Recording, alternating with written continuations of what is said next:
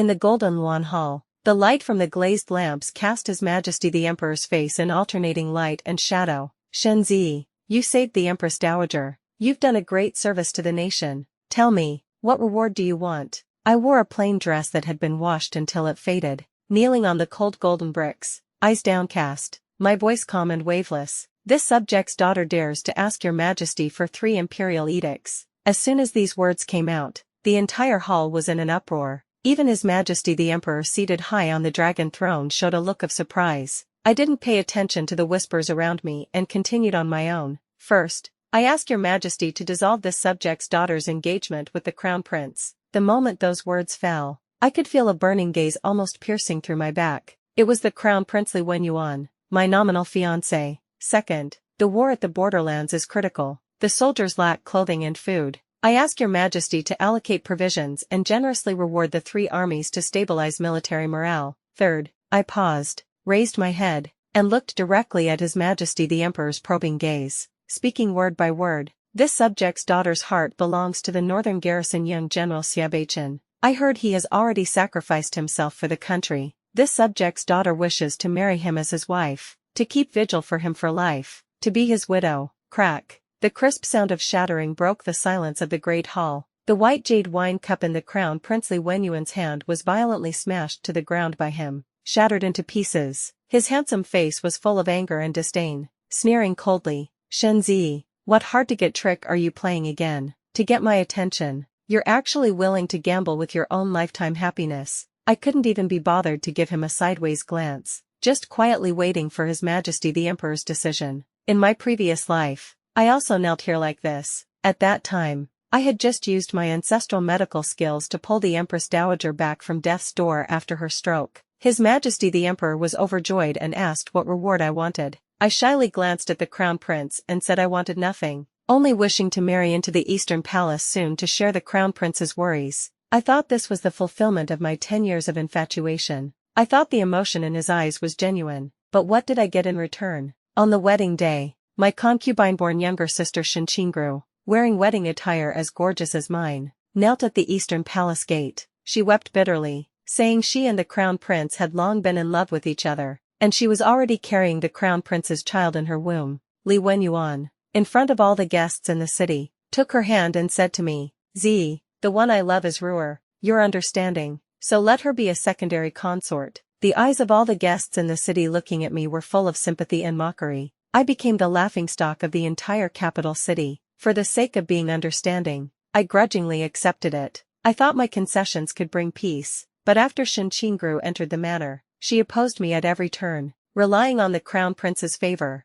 she caused my miscarriage, tainted my reputation, and even after my father was framed and imprisoned, she and the crown prince performed a loving act in front of me, telling me this was all their design. What they wanted was the wealth accumulated through generations of my Shin family's medical practice, the rich dowry my mother left me, and my position as the principal consort. In the end, they forced poisoned wine down my throat, and I died in that cold palace. Before dying, I saw Xianxia wearing my phoenix hairpin, laughing with branches trembling. "Sister, thank you for your fulfillment. Oh, I forgot to tell you, General Xiaobai, whom you constantly think of, never died at all. It was us who deliberately spread false news to cut off your hopes. He should be arriving at the capital city soon." "Right, too bad, you won't see it." So the young man I saved at Xianghua Temple in my youth, that Xiaobai who promised me when I achieve success and fame, "I will welcome you with 10 miles of red wedding procession." He didn't die, he didn't betray me. It was me, stupid as a pig, who wrongly trusted wolves. Endless regret and resentment enveloped me, and when I opened my eyes again, I had actually returned to this day of saving the Empress Dowager, living this life again. I don't want to be some crown princess anymore. I only want to tear apart that dog couple's hypocritical masks and make them pay their blood debt with blood. Also, Xiaobai, in this lifetime, I won't miss you again. His Majesty the Emperor pondered for a long time, his gaze wandering back and forth between me and the crown prince. He was a suspicious monarch, and Li Wenyuan's loss of composure made him smell something unusual. "Crown prince, why are you so agitated?" His Majesty the Emperor asked lightly. Li Wenyuan's face stiffened, and he hastily restrained his anger, bowing and saying, "Father Emperor, this sun subject is just feeling that Miss Shen's request is too absurd. The marriage contract between her and this sun subject was imperially bestowed. How can it be dissolved just like that? Besides, marrying a dead person. If this spreads out, wouldn't it make people mock our imperial family as heartless? He spoke these words so righteously, as if he was really thinking for my sake, but I knew, he was just afraid of losing the Shen family as his support. The Shen family not only had money, my father had students all over the world, and many officials in court had received his favors. I sneered and spoke, "Your Highness is mistaken. While the marriage contract was indeed imperially bestowed, a forced melon isn't sweet. Since your Highness and this subject daughter have no feelings for each other, why not fulfill this subject daughter's wish, and also fulfill your Highness and your beloved?" I deliberately emphasized the three words "your beloved" heavily. Li Wenyuan's face instantly turned deathly pale. He looked at me with shock and uncertainty, as if trying to read something from my face. His secret affair with Shen Qingru had always been well hidden. In my previous life, I didn't find out until our wedding day. How could I possibly know so early in this life? I refused to let him have his way and continued, "As for marrying General Xia, this subject's daughter is willing. General Xia sacrificed his life for the country and is a national hero, though unworthy. This subject's daughter is willing to represent all women under heaven to respect him, love him, and keep my chastity for him for a lifetime." This is not the imperial family being heartless, but rather a display of the imperial family's deep loyalty and righteousness, which can further inspire the soldiers at the borderlands to fight bravely against the enemy. My words were spoken neither humbly nor arrogantly, reasonable and well-founded. In the great hall, quite a few military generals showed looks of approval. His Majesty the Emperor's gaze also softened considerably. He values military merit the most and respects heroes the most. My words undoubtedly struck a chord in his heart. What a deeply loyal and righteous woman. His Majesty the Emperor clapped his hands in praise. "Since you've made up your mind, I shall grant your wish." He looked at the eunuch beside him. "Proclaim my decree." The eunuch's high-pitched voice resounded through the great hall. "By heaven's mandate, the Emperor decrees, the eldest daughter of the Shen family, Xianxia, is a virtuous character and well-versed in propriety, yet her 8 characters are incompatible with the crown prince, their fates discordant. To avoid an unhappy match, their engagement is hereby dissolved, and another suitable husband shall be chosen, by imperial command, by heaven's mandate, the Emperor decrees." The borderlands are bitterly cold, the soldiers serve with their lives, specially allocating 500,000 share of grain and fodder, 1,000,000 taels of silver to reward the 3 armies, by imperial command, by heaven's mandate, the Emperor decrees. Xiaobai, son of the general of the north, unmatched in loyalty and valor, sacrificed his life for the country. My heart grieves deeply, now hearing that Lady Xianxia, moved by his loyalty and heroism, wishes to form a ghost marriage to comfort his heroic spirit. I approve with pleasure, specially granting this request, conferring upon Lady Shen the title of first-rank imperial mandate lady, bestowing the general's manor to honor her virtue, by imperial command, 3 imperial edicts, each more shocking than the last. Li Wenyuan's face had gone from deathly pale to iron blue, finally turning ashen gray. He stared at me fixedly, his eyes full of disbelief. He couldn't understand why I, who had always obeyed him completely and loved him to the bone, would suddenly become so resolute. What he thought was playing hard to get had become a thorough face-slapping. I received the 3 bright yellow imperial edicts and cowed out in gratitude. "This subject's daughter thanks your Majesty for this immense grace." When I stood up, I didn't even glance at Li Wenyuan again. Walking straight out of the Golden Luan Hall, the sunlight spilled on me, warm and cozy. I knew my new life truly began from this moment. 3 days later, I would marry into the general's manor, becoming Xiaobai's widow. These 3 days, the capital city exploded in an uproar. Everyone thought I was crazy, refusing to be a perfectly good crown princess, wanting to go widow for a dead man. My father was so angry his beard bristled and eyes bulged, punishing me to kneel in the ancestral hall. "What are you thinking? That's the crown prince. 10 years of your hard work. You're just giving it up like this." I knelt on the prayer cushion, my spine ramrod straight. "Father, your daughter hasn't given up. Your daughter just wants to change her way of living. Before, your daughter was immature and poor at judging people. It won't happen again." Father looked at my calm face, finally letting out a long sigh, saying no more. He understood my temperament, seemingly docile, but actually stubborn as an ox. And my good stepmother, concubine Lu, brought her precious daughter Shen Qingru, coming to persuade me with fake sincerity. "Sister, why are you doing this to yourself? His Highness the Crown Prince is just momentarily confused. If you just give in a little, he'll definitely have a change of heart." Xianxia wrung her handkerchief, looking at me with a face full of concern. I looked at her pitiful face and just felt disgusted. In my past life, it was this very face that deceived me into giving all my trust. I glanced at her indifferently. Sister, you jest. My fate with His Highness the Crown Prince has ended. As for you, sister, if you're interested, you might as well visit the Eastern Palace more often. Xianxia's face instantly flushed bright red, as if her innermost thoughts had been exposed. Aunt Lu hurriedly tried to smooth things over. You child, what nonsense are you saying? Your sister, I'm tired. I directly cut her off and closed my eyes. They got rebuffed and had no choice but to leave resentfully. Before leaving, I heard Xianxia muttering quietly, isn't it just a dead person, acting all high and mighty? Let's see how long you can stay smug. I sneered. Smug? The good show is yet to come. 3 days later was the day of my ghost marriage to Xiaobai. There was no tenly red bridal procession, no guests filling the doorway. I wore a plain white wedding dress, white flowers pinned in my hair, put on the veil myself, held Xiaobai's memorial tablet, and got into the sedan chair heading to the general's manor. The wedding procession was cold and desolate, with only the sound of wind along the way. When passing by the Eastern Palace entrance, I heard the sounds of silk and bamboo music coming from inside. I suppose it was Li Wenyuan drinking and making merry with his beloved. That's fine. The more smug he is, the harder he'll fall in the future. The general's manor had been uninhabited for a long time and appeared somewhat dilapidated. I didn't let the servants help, personally wiping every inch and corner of the manor. This place would be my home from now on. I enshrined Xiaobai's memorial tablet in the main hall and lit 3 sticks of incense for him. Xiaobai,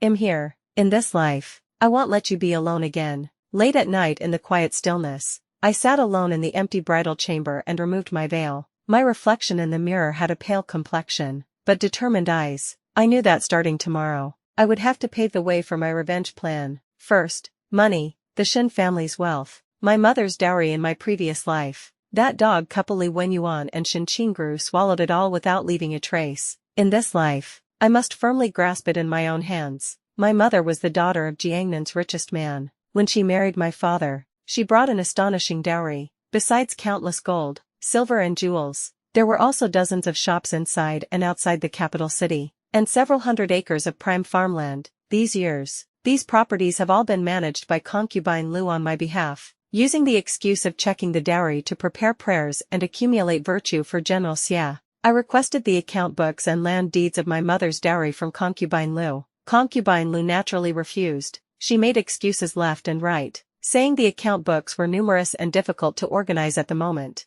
I wasn't in a hurry either, just went to her courtyard daily to pay respects. Sitting there the entire day, I didn't make a fuss or noise, just quietly watched her. She was unnerved by my staring, and finally on the 5th day, reluctantly handed over several old account books that looked quite aged. I opened them and sneered repeatedly. These weren't account books at all, but clearly a mess of confusion. Many shops showed continuous losses year after year, and the farmland yielded nothing. Do you think I'm stupid? A silk shop in the most prosperous area of the capital city, losing money to the point of needing to be sold. Those hundreds of acres of irrigated land in the suburbs, yielding nothing. I slammed the account book hard on the ground. Aunt Lu, do you think I'm a 3-year-old child? All these years, you've been using these fake accounts to fool my father. Aunt Liu's face turned pale, forcing herself to stay calm. Eldest miss, this business matter, profits and losses are common.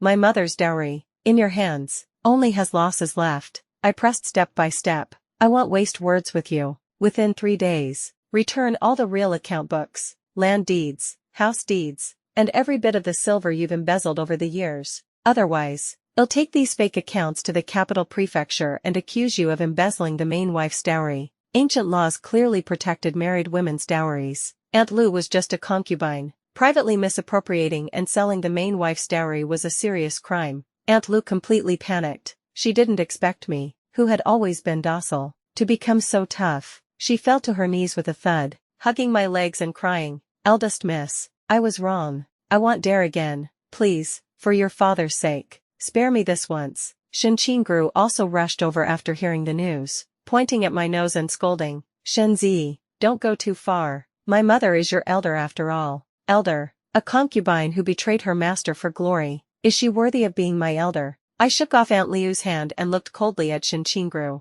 If you dare to boss me around again, believe it or not, I'll sell you off too. Xianxia was scared by my imposing manner and took a step back, not daring to speak anymore. In the end, Aunt Lu had no choice but to hand over everything to protect herself. Looking at those boxes of land deeds and house deeds, and the hundreds of thousands of taels and banknotes she coughed up, I felt nothing in my heart. This was just the first step. Next, I wanted to take back those shops and estates. I personally led people to inspect the shops one by one. Those parasitic shopkeepers that Aunt Lu had placed, seeing me with the real land deeds and account books, all looked ashen-faced. I didn't soften my heart, firing everyone on the spot and replacing them with capable people I had already scouted. At the same time, I reformed the business methods. I applied some modern marketing concepts, like membership systems, discount promotions, hunger marketing, etc., to these ancient shops. Within a month, the originally loss-making shops all came back from the dead,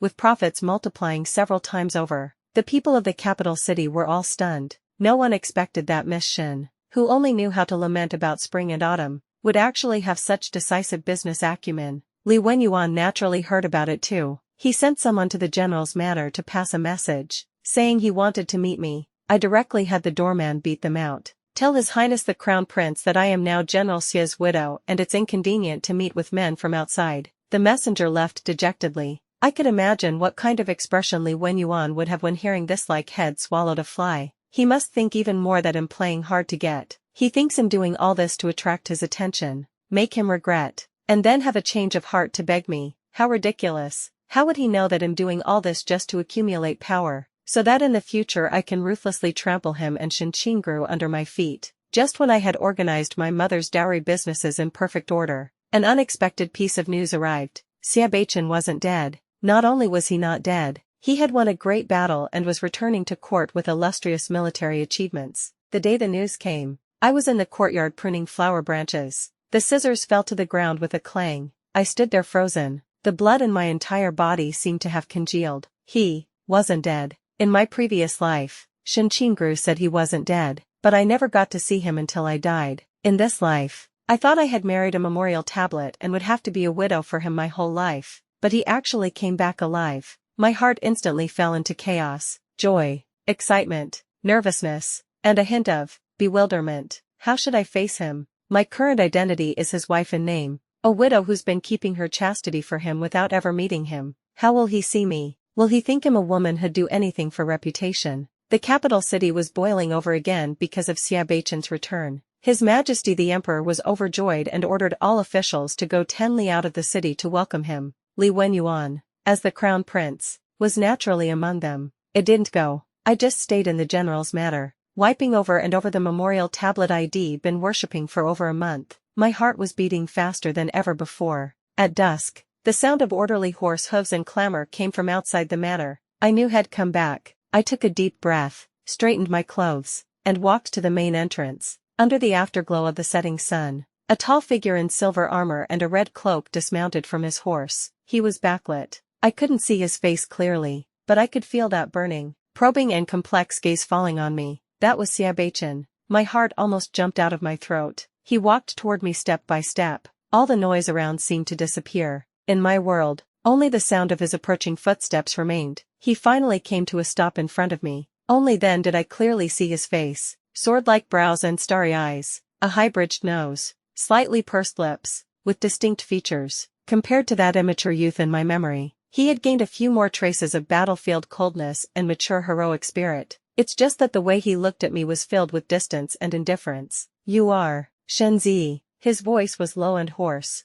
as if confirming. I nodded, curtsied and bowed. This concubine is Shenzi, respectfully welcoming the general home. He didn't help me up, just quietly looked at me, looked for a very long time, so long that I thought he wouldn't speak again. His Majesty the Emperor's decree. I've already heard about it on the road, he said lightly. Miss Shen's sentiment. This Xia appreciates it, but you and I have never met. This marriage is truly absurd. Tomorrow, I will enter the palace to petition His Majesty the Emperor to dissolve our engagement and return your freedom. My heart suddenly sank. He wants to dissolve the engagement. I raised my head, meeting his cold eyes. That's right. How could he accept a woman he's never known to be his wife? In his eyes, I'm perhaps just a woman who covets vanity and behaves strangely. The regret of missing out in my past life and the sourness of reuniting in this life intertwined together, making my eyes instantly turn red, but I couldn't cry. I sniffled and forced myself to calm down. The general has misunderstood. I tried my best to make my voice sound steady. I'm marrying you,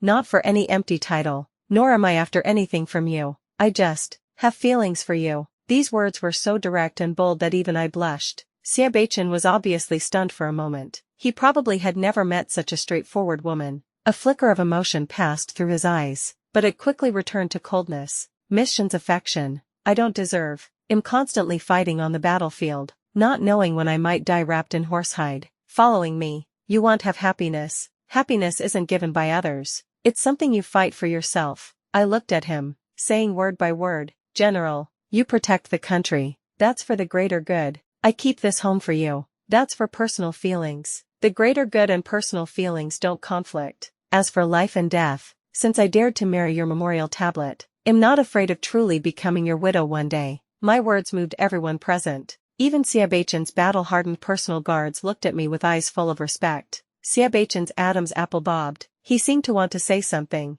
but in the end just pressed his lips tightly together and turned to enter the residence. I knew my words had planted a seed in his heart. Although he appeared cold on the surface, I wouldn't give up. When night fell, I had the servants prepare hot water and food. He had just returned from the battlefield, so he must be tired and hungry. I personally carried the food to his study. He was looking at a map, his brows tightly furrowed. Under the candlelight, his profile looked even more resolute. General, please have your meal first. I placed the food on the table. He raised his head, glanced at me, then lowered his head again. I'm not hungry. Man is iron. Food is steel. I handed the chopsticks to him. I know you have many doubts and confusion in your heart, but you still need to eat. He was silent for a moment, then finally took the chopsticks. He ate in a refined manner, but quickly, with the efficiency unique to soldiers. I stood quietly beside him, serving him dishes. The meal ended in silence. He put down the chopsticks and looked at me. What exactly do you want to get from me? He asked this question again.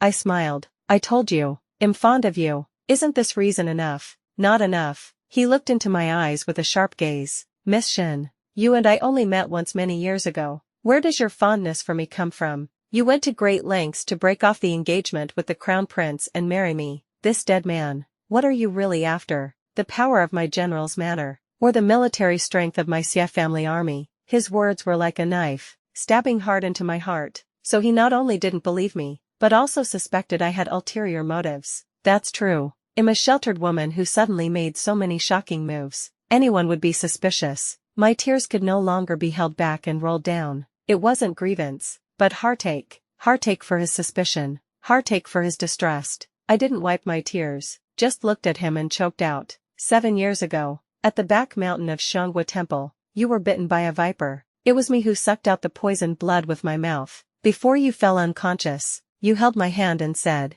when I achieve fame and success, I will surely welcome you with 10 miles of red wedding procession. Xianxia's body suddenly stiffened. His pupils contracted sharply as he looked at me in disbelief. You're that little girl. I'm not some little girl. My name is Xianxia. I looked at him with tear-filled eyes. I waited for you for 7 years. I thought you forgot. I thought you died in battle. When I heard news of your death, I felt like the whole sky had collapsed. Marrying you, guarding your memorial tablet for a lifetime, was the only way I could think of to be closest to you at that time. So, when His Majesty the Emperor asked me what reward I wanted, I didn't ask for glory and wealth. I didn't ask for power and position. All I asked for was a status that would let me love you legitimately. Xianxia, what I've wanted, from beginning to end, has only been you. My words were like a heavy hammer, ruthlessly striking his heart. The coldness and distance in his eyes instantly crumbled away. What replaced them was shock, regret, and the wild joy of having found what was lost. He suddenly stood up and pulled me into his embrace. His embrace was very warm, carrying a faint smell of blood and road dust. He held me so tightly, so tight it was as if he wanted to meld me into his flesh and bones. I'm sorry, he whispered over and over in my ear, his voice terribly hoarse. I didn't know it was you. I thought I'd never find you again. I leaned against his shoulder and wept openly. 7 years of waiting, 2 lifetimes of missing each other, all turned into burning tears at this moment. It turned out he hadn't forgotten. He had always remembered that promise. That night, we talked for a long time. He told me that after returning to the capital back then, he had sent people to Xianxia Temple to ask about me, but found nothing. He only knew my surname was Shen and that I was a female doctor. Later, he was sent to the borderlands where fighting was intense, and was gone for several years. He achieved great military merits and was titled the Young General of Xinbei. He had planned that on this return to the capital, he would request His Majesty the Emperor's decree to search for his lifesaver from back then and fulfill his promise. He never expected that through such twists of fate, we would reunite this way. And regarding his death news,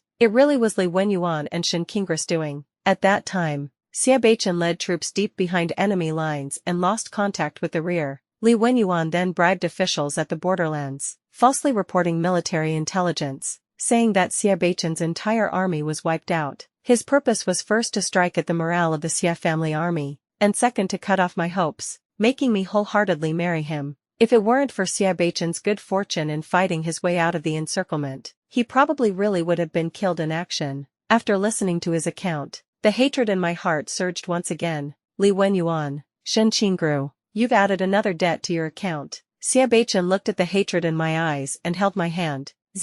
Don't worry, I won't let go of a single person who hurt you. His gaze was cold and resolute. I knew that my path of revenge was no longer mine alone. Xia Beichen's return to the capital made the crown prince's situation extremely awkward. Not only had he lost a powerful in-law family, he had also offended a god of war who held military power. His Majesty the Emperor had already heard rumors about his affair with Shen Qingru, and now seeing Xia Beichen's deep devotion to me, by comparison, became even more dissatisfied with the crown prince. Li Wenyuan became anxious. He began frequently sending calling cards to the general's manor, wanting to see me. I turned them all away at the door, so he sent Shen Qingru to come. Shen Qingru still didn't have any official status now. Her position in the Eastern Palace was very awkward. She was eager to please Li Wenyuan, so she volunteered to come. That day, I was playing chess with Xia Beichen in the courtyard. A servant came to report that second Miss Shen was requesting an audience. Xia Beichen's hand holding the chess piece paused, and he said coldly,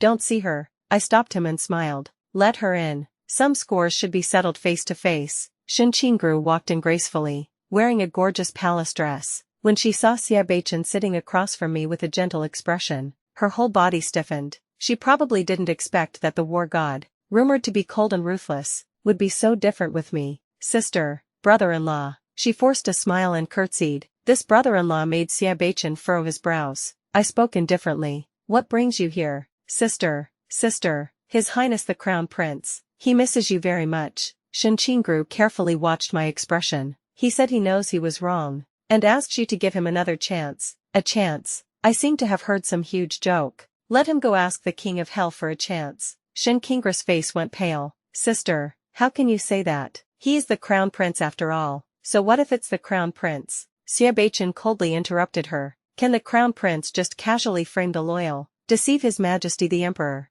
and toy with people's feelings?" Xia Beichen's aura was too strong. Shen Qingru was scared by him and trembling. I don't know what you're talking about." "Don't know." I stood up, walked in front of her, looking down at her from above. "Then let me remind you, falsely reporting military intelligence, causing the general to die in battle. How do you think we should settle this account?" Shen Qingru's face instantly lost all color. "No, it wasn't me. It was the Crown Prince," she blurted out in panic. After speaking, she realized what she had said and quickly covered her mouth. Too late. This was exactly what I was waiting for her to say. So it was the Crown Prince who orchestrated it. I pretended to have a sudden realization. Sister really is the Crown Prince's good helper. I wonder how His Majesty the Emperor would deal with you both if he knew about this. "No, you can't tell." Shen Qingru lunged over trying to grab my hand, but was blocked by Xia Beichen's outstretched arm. "Shenzi, you can't do this to me," she screamed. "We're sisters."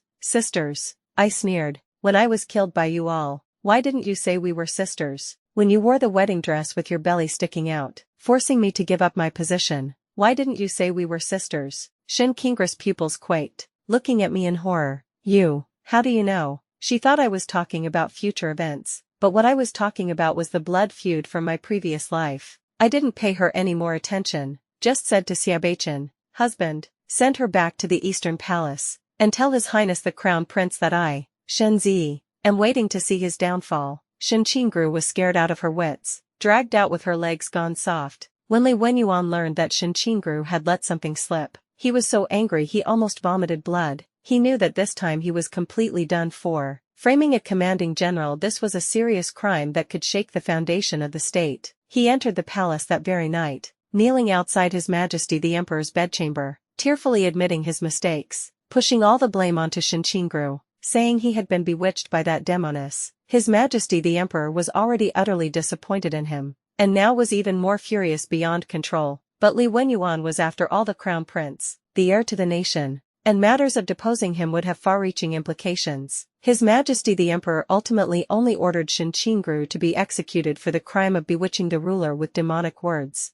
and confined the crown prince to the Eastern Palace to reflect on his mistakes behind closed doors. This outcome was within my expectations. I knew that trying to topple the crown prince in one go was impossible, but it doesn't matter. There's plenty of time ahead. When news of Xianxia's execution came, I was writing a letter to my father. I told him that Xiaobai treats me very well, and told him not to worry. Aunt Lu fell seriously ill because of Xianxia's death, and the whole person wilted. Her status in the Shen residence also plummeted. As for me, my days at the general's manor were unprecedentedly comfortable. Xiaobai spoiled me to the heavens. When I studied medical cases, he would silently grind ink for me. When I inspected the shops, he would disguise himself as a guard and follow me every step of the way. He would hand over all his salary and rewards to me for safekeeping, saying with a smile, "My wife's money is also my money." He made up for all the regrets of my previous life. However, although we lived under the same roof, we always slept in separate rooms.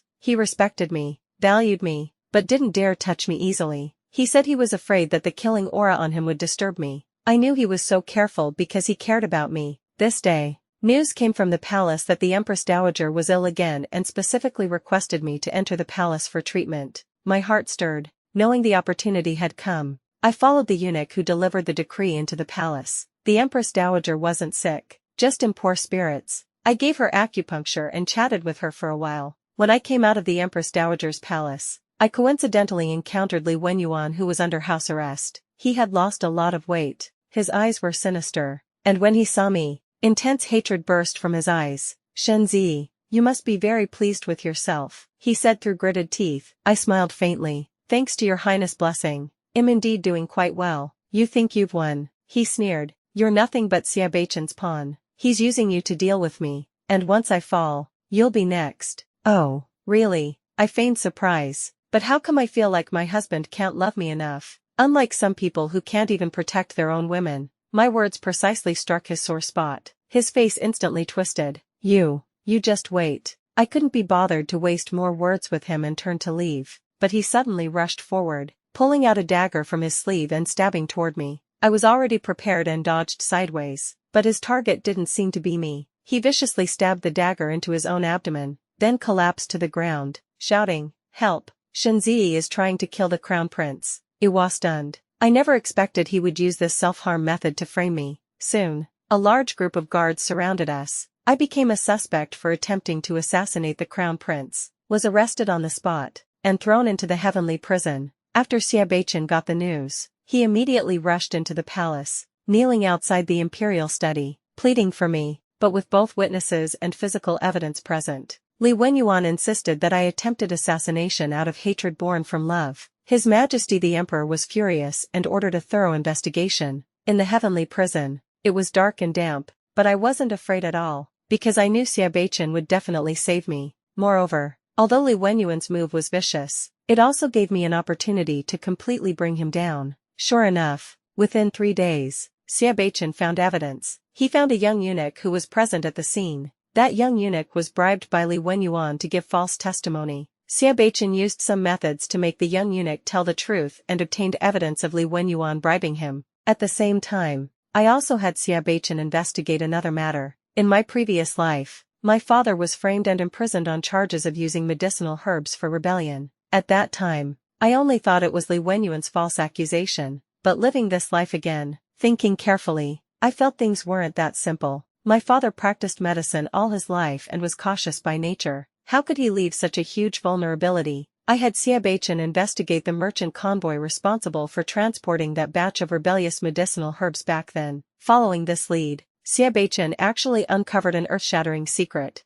That batch of medicinal herbs wasn't for rebellion at all. It was Li Wenyuan, who used it to secretly trade with enemy countries in exchange for support. He actually colluded with foreign enemies just to fight for the throne. This is the real treason. When Xianxia presented all the evidence to His Majesty the Emperor, including Li Wenyuan's self-directed assassination attempt and his crimes of treason and selling out the country, His Majesty the Emperor was so furious that he smashed the inkstone on the spot and spat out a mouthful of blood. He never imagined that the heir he had carefully cultivated would turn out to be such a wildly ambitious and utterly deranged person. The dragon countenance was enraged, and heaven and earth changed color. This time, no one could save Li Wenyuan. His Majesty the Emperor issued a decree, abolishing Li Wenyuan's position as crown prince, demoting him to commoner status, and confining him to the imperial mausoleum for life. Concubine Lu and those from the Shen family who had helped Li Wenyuan were also purged, either exiled or beheaded. My father, having raised his daughter properly,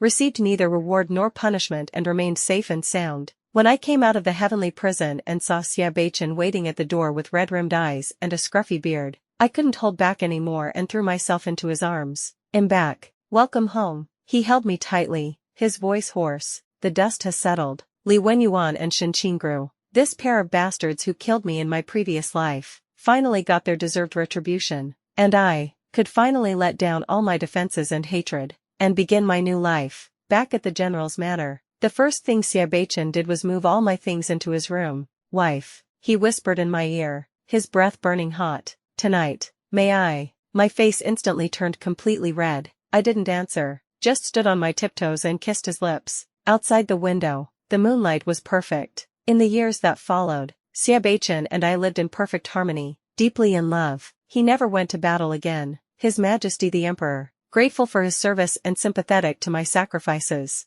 let him retire from military service and made him an idle prince. We left the capital city and returned to Jiangnan. I opened the capital city's largest medical clinic, practicing medicine to help the world. He stayed by my side as my guard, driving away those wild bees and butterflies who coveted my beauty. We had 3 children, 2 sons and a daughter. The sons looked like him, the daughter like me. In our free time, he would teach the children horseback riding and archery, while I taught them reading and writing. One day, my daughter ran over and asked me, "Mother, why did you marry father back then? I heard Uncle Wang say that you only married father's memorial tablet at the time." I smiled and patted her head, looking toward Xianxia in the distance, who was teaching our son swordsmanship. Under the sunlight, his figure was still tall and straight, his features still handsome. He sensed my gaze, turned his head back, and gave me a gentle smile. I turned my head back and said to my daughter, "Because mother knows that the owner of that memorial tablet is a legendary hero,